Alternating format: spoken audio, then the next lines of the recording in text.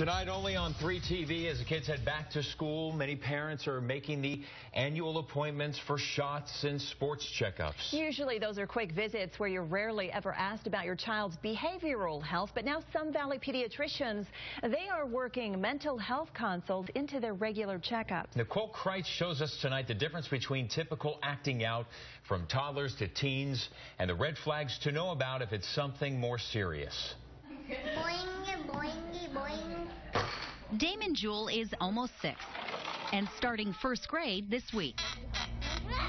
He had a very difficult kindergarten. Mom and Dad Gretchen and Kirk Jewell thought at first it was a phase. It was a lot of bad days in a row. It was a lot. They adopted Damon, his biological baby sister Allie, and 13-year-old Bree, all 3 in the last 2 years. I can't imagine there being more love in any other environment.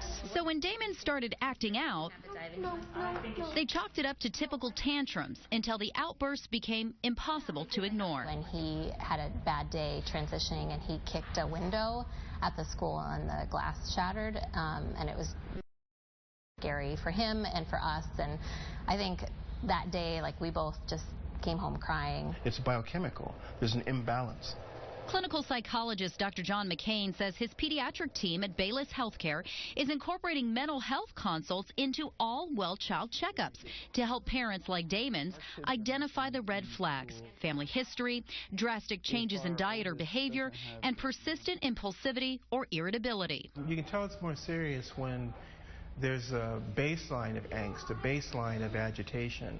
If it sustains itself day to day to day, and there's no sense of relief and calm. About 1 in 10 kids 5 to 16 years old has a diagnosable mental health disorder. That's about 3 kids for every classroom, and why the team here says every doctor needs to be asking those critical questions.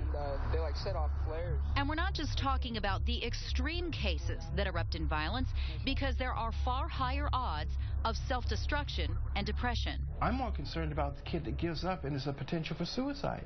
We can't afford not to do this. It's a proactive approach. It's not waiting until something happens. Turns out both Damon's biological parents are bipolar, and so is he. Once you identify it, there's a lot of hope. It only has to have 2 more. Now with medication and weekly to monthly house visits from his therapist, Damon is having more good days than bad. He actually really started loving school and loving his teachers and actually making friendships instead of having conflict with the other students. And it's not a bad kid and you're not a bad parent.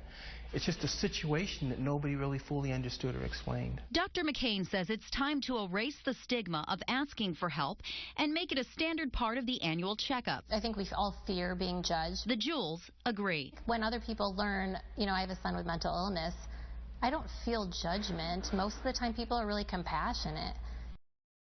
Help, how can I come alongside you? Nicole Kreitz.